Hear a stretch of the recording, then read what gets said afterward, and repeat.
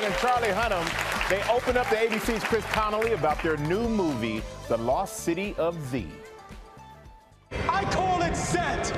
The Lost City of Z gives 37-year-old Charlie Hunnam the full-bodied big-screen epic his fans have long awaited, starring for writer-director James Gray in the true story of Amazonian explorer Percy Fawcett.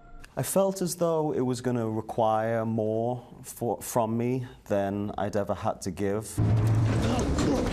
Joined by a bearded Robert Pattinson as Fawcett's cohort Henry Costin, Hunnam opted to reflect his character's loneliness and isolation by cutting himself off from all communication while shooting in Colombia. He would go on these grand, heroic explorations into the jungle for 3 or 4 years at a time and have no contact with his family at home. And I'm lucky that I have a very understanding girlfriend who allows me to go off and do these weird whims. You think of being cut off from the world, it sounds like a challenge.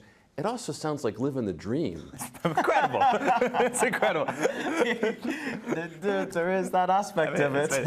I'm sorry, I have to go for 6 months, and I'm deeply in character. Don't call me. Right. You really just let the cat out of the bag. You made this exponentially more difficult for us to justify this now. I didn't use email once. I didn't go on a computer. I didn't make a phone call for 4 months. It was so liberating. Fawcett's quest for what he called Zed gets told with respect for the Amazon's indigenous people and for the hardship his party endured. Depicting that required Hunnam to forego the muscles known so well to Sons of Anarchy viewers. He and Pattinson each dropped some 35 pounds. I don't think that was too much fun to be around. The main topic of conversation is about saying, like, did you eat a second egg this morning? And sort of suspicious glances over. Anywhere when off of set, you think, is he going to eat something?